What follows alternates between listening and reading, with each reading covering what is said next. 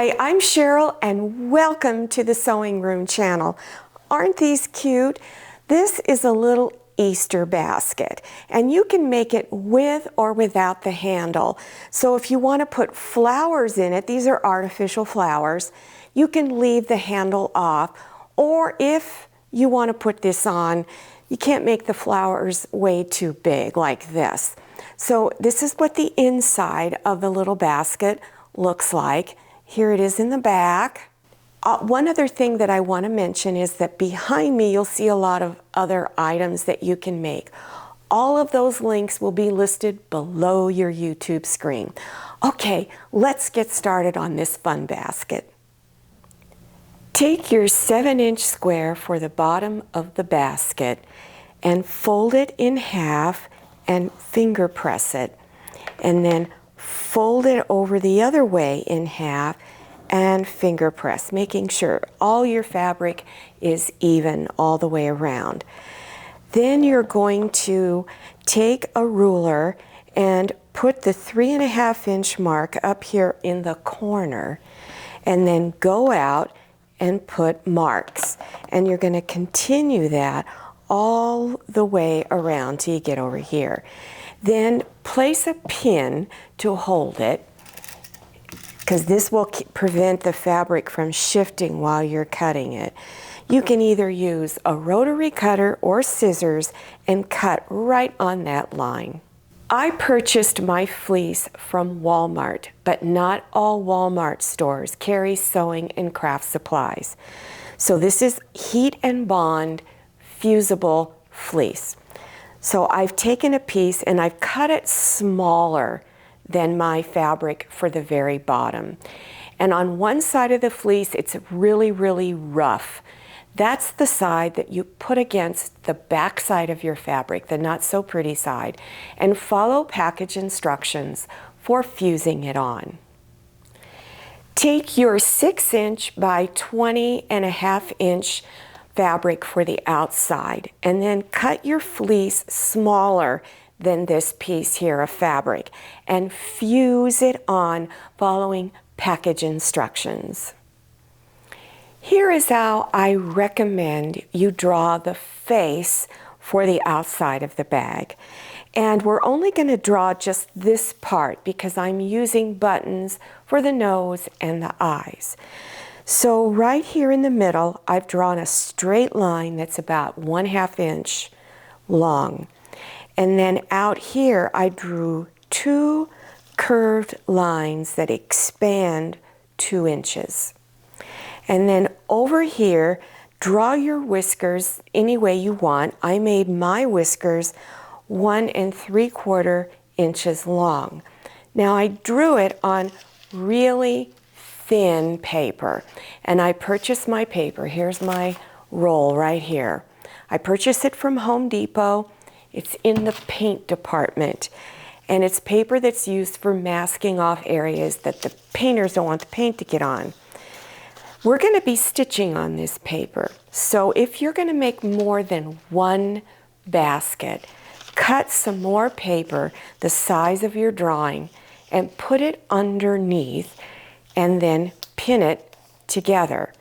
Then you're going to go to your sewing machine and remove the needle thread. This is real important.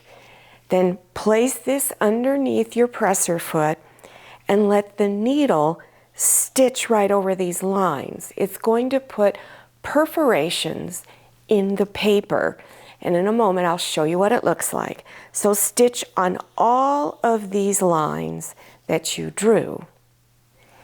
Then center it on your fabric for the outside, and keep in mind that the eyes and nose are going to be up in here. So make sure this is centered, keeping in mind those 3 little buttons. Place some pins to hold the paper in place. And then now you can put the thread back in your needle, and you're going to stitch right over these lines. Now the stitch that I selected on my sewing machine looks like this. When you look on the screen and you're selecting your stitches, look for one to see if you have one like this. It's 3 little lines, very tiny. What that means is the stitch, the needle is going to go back and forth several times, then move forward, go back and forth again.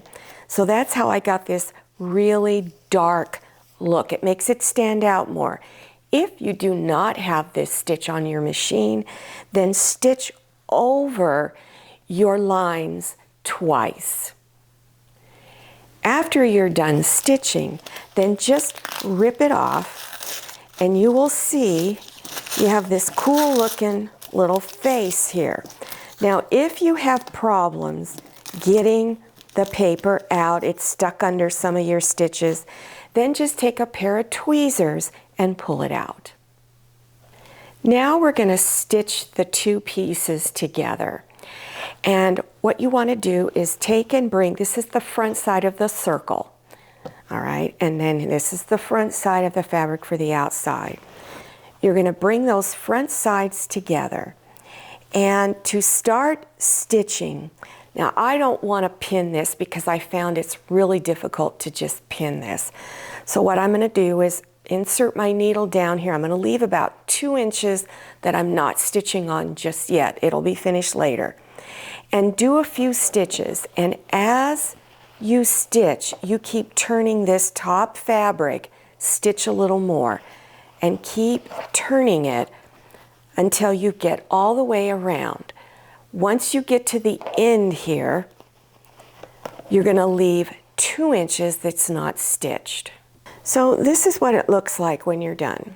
Okay, now we're going to close this up along the side. So that's why you didn't want to stitch it all the way, so it's going to be easy to close this up. So bring your ends together. I recommend you pin them together and then stitch a 1/4 inch wide seam along here. Finger press the seam open and then finish stitching it along the bottom. Now you'll notice when you're done that the edges are kind of curling up a little bit. What you need to do is just take small scissors and do little clips all the way around. Make sure you don't cut through your stitch line. Then after you've done that, you want to go ahead and stitch your lining fabric, the bottom and the sides, together just like you did this. Now turn your fabric for the outside and turn it to where the pretty side is showing out, so it's front side out. Now leave your lining fabric with the back side or wrong side, the not so pretty side, and leave it facing out. And now put it down inside and make sure you match up the seam of the lining and the seam of the outside fabric and line everything up. You'll notice that your lining fabric sticks way up above this top edge. It's supposed to, it's cut wider. So what you're going to do is you're going to fold this edge over about 1/4 inch and fold the rest over the top edge of the bag and pin it all the way around. So you should have it pinned or clipped. I wound up using clips because it was a lot easier than pinning. So after you've done this, just set it aside while we make the ears. The overall width of your ears is 3 inches and the length of the ears is 5 inches. So what you want to do is take a ruler and draw a 5-inch long line. Then if you have little circle templates like these, use it or a small lid to a bottle or jar that's about 2 inches in diameter and just draw just a little bit around that curve. And then put a line, a 1.5 inch line on your ruler on the center line and go down about 2 inches from the top of your curve. Put a little mark here and here. And then you're just going to finish drawing this curve down to here. Then down here at the bottom, put your 1-inch line on that center line and draw a 2-inch line going across. And then connect them by drawing down on both. And this is your template. I cut my template out on cardboard and I use that to trace around it. For the ears, I'm using two different fabrics, so it's a different fabric on one side than the other. It just adds a little more interest to it, but you can make your ears cutting the pieces out the same fabric. So after you've traced around your template, you want to stitch right on top of that drawn line. And then you can either use pinking shears. These are pinking shears, and they draw little jagged lines to cut around it, or you can use regular scissors to cut around it. If you want to use regular scissors, when you are done on all the curved edges, you want to do little slits. Now turn them front side out and press your ears flat, and then stitch close to the edge all the way around.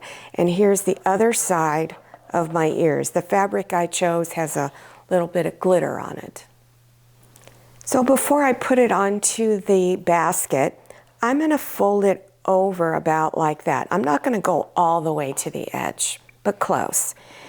And then on each side of the whiskers, I'm going to put it underneath and then pin or clip it on.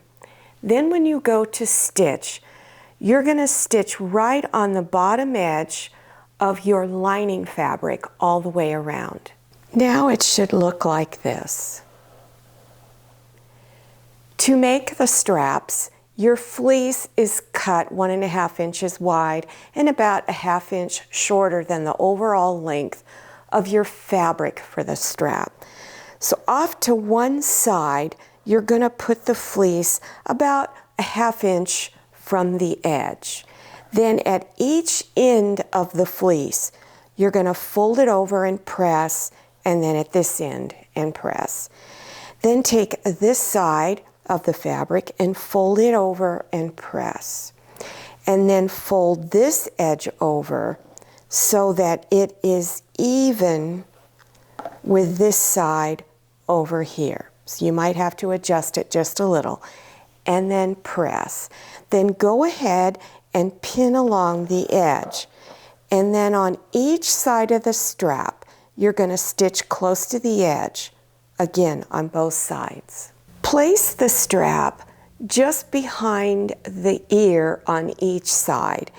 And I went down about 1 inch, and then I stitched a square, and then I stitched a little X in the middle of the square. And again, you do that on each side behind the ear.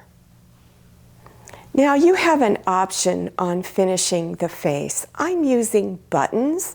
You can either sew the buttons on or hot glue them on.